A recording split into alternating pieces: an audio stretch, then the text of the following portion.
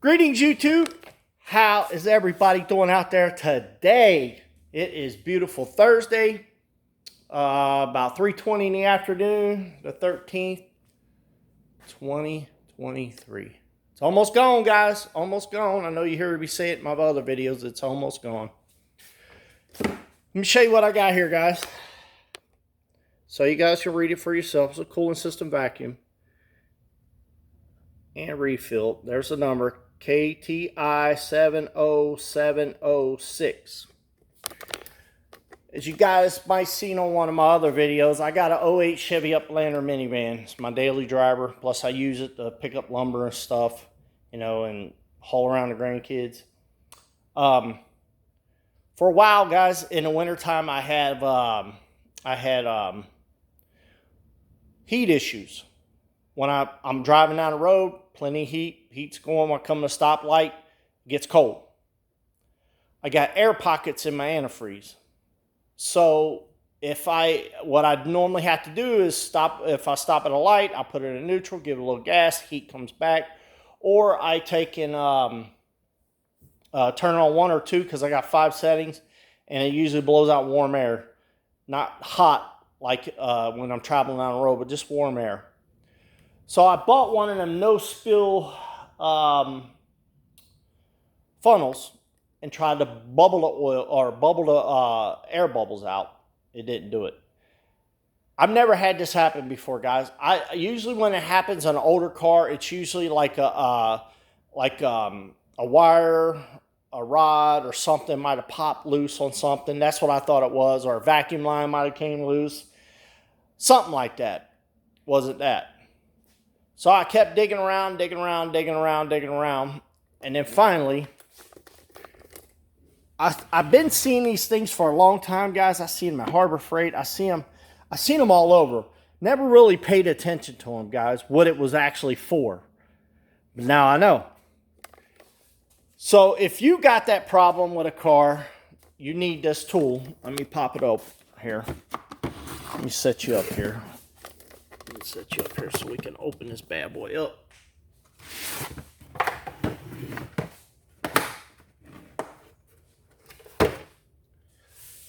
All right. Basically, guys, this right here, it's universal. That's what all these rubber pieces are for. However big your the hole is, the reservoir hole. These right here will fit in it, and then you screw this down, and there's probably something in there that causes it to wedge in there. And with it being rubber, it should stick pretty good. So what you do, guys,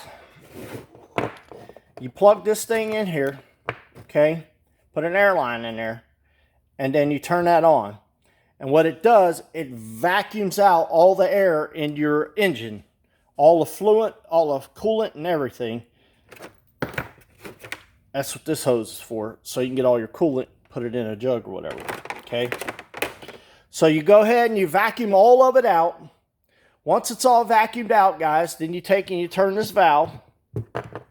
You turn that valve. And this right here will tell you if it's vacuumed out all the way.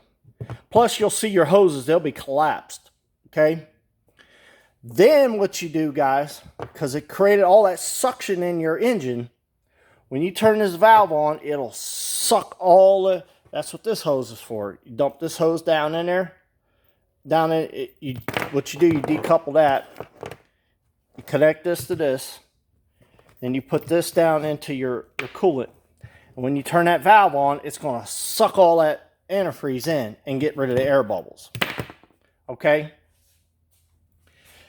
Now, I knew this tool's been out there for a while, but I've never, like I said, I never experienced this issue before. So when I do whenever I do something, I like to take my time with it. If I could take my time with it and don't have to rush, I can figure it out. Now, what I'm going to do is, guys, I'm going to use this thing. I'm going to test it out, and then I'll let you know how it works. Hopefully, I'll shoot a video on it and show you how it works. I'm getting ready to do some maintenance on my minivan because I need to replace the shocks on it. So I'm getting ready to bring it in here, and I might try it then. If not, I might wait till this winter. So we'll see how it all plays out, because I like, when I do change my oil in my car, guys, I always top off my fluids. I hope you do too. Anyway, guys, this thing right here, I got it off of eBay. It was $80 plus $10 shipping, so it was $90, and then tax, of course. So, and they even got a little thing here on the side, kind of give you an idea what it's about. And plus, it comes with a book. Comes with a book. So, if any of you weekend warriors out there like me, and you need to read that book to figure it out, they got you a book. So, hopefully this thing will work out. And where's this thing made at? Made in Taiwan. That's fine. Because like I said, that's where a lot of quality tools are coming from. I think that's where Mako tools coming from. Mako, Icon, and Carlisle tools. And they're good tools too. So guys, hopefully this will help someone if you're like me and you try to do things on your own. Because a lot of cars today, guys, they're doing tricky things to them, because most people don't know how to fix that stuff, and most people are not mechanically inclined to work on things. Me, I try to work on everything that I have, guys. I try to save as much money as I have. I dabble in the automotive world. I dabble in the home building world. Now I dabble in just construction stuff alone, guys. And I've learned from a lot of good people how to do things. And, you know, my uncle was the greatest mechanic that I ever met in my life. I've seen a man do things to cars that just blew my mind, how he can trick things. And he was the greatest mechanic I ever met in my life. And, you know, and he passed away, you know, about, this been next year it'll be about 8 years. So it's been 7 years. And, you know, I miss him.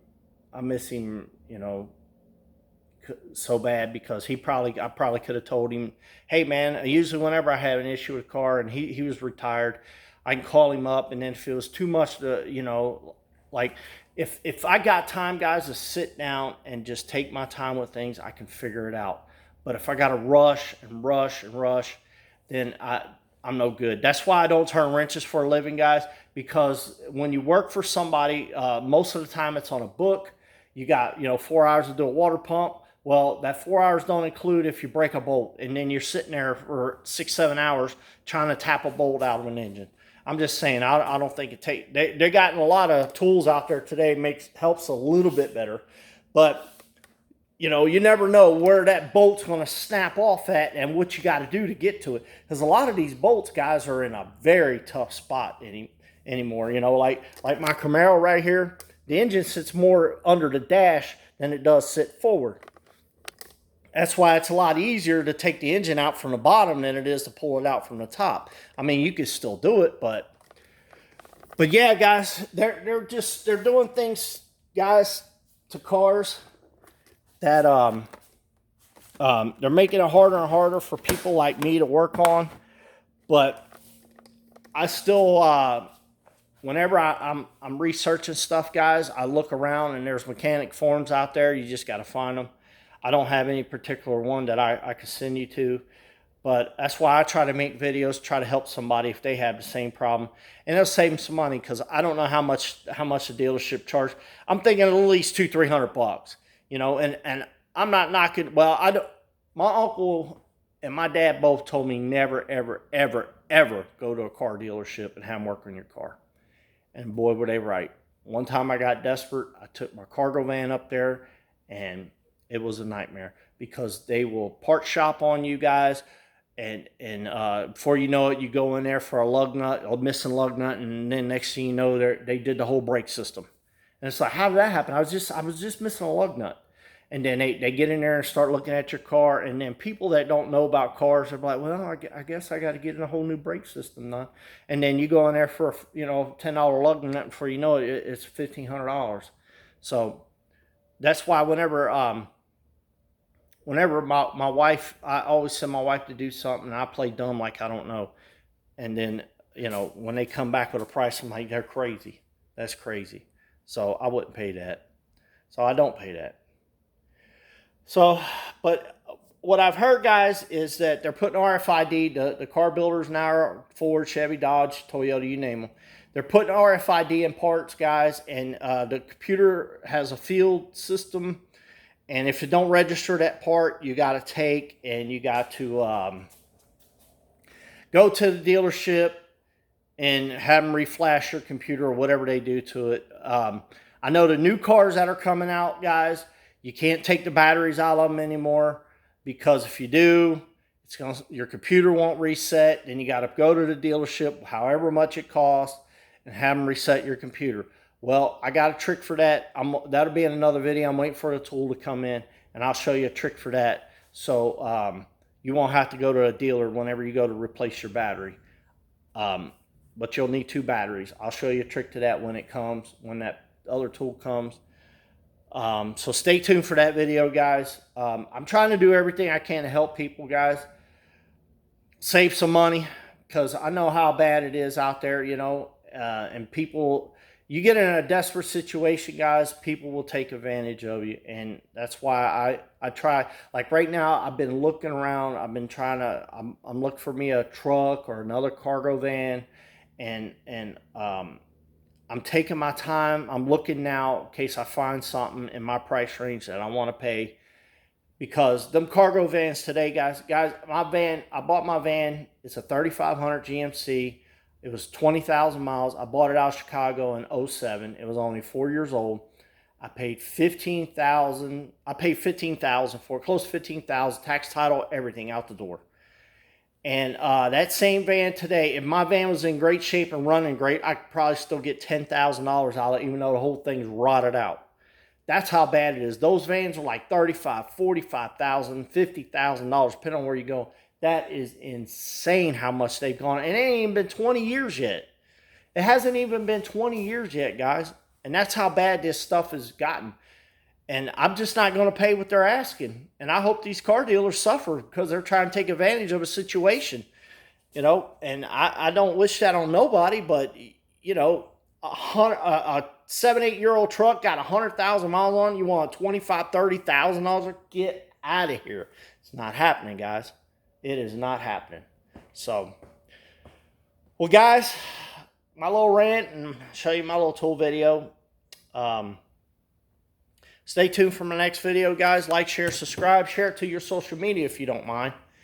And hopefully that tool will be in here today or tomorrow, and I'll shoot a video on it. I'll try to get one up over the weekend on that tool. If not, I will get a video of it. I'll leave it on my bench there. That way I know to get a video of it.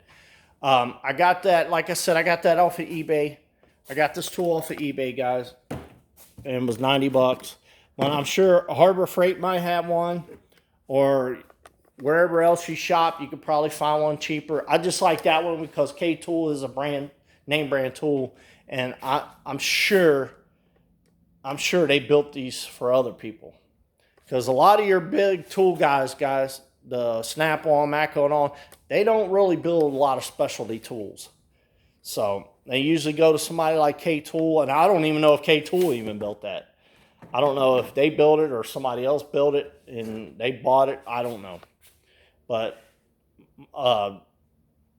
most of your tool guys for specialty tools, they usually buy them from somebody else and then have their name stamped on it. And then they go from selling this tool from 90 bucks to about 180 bucks. Because there was a Matco one on there. What Matco don't make tools. I think the only thing they make is toolboxes.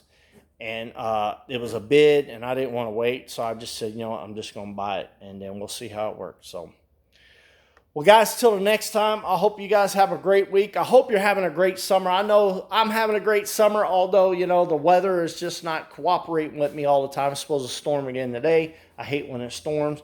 I've never been more terrified of storms, guys, until I moved out here. And then you watch these trees just start swaying like they're about to start flying away. It's nerve-wracking. So, well, guys, till the next time, y'all hang in there for the next video. Bye-bye.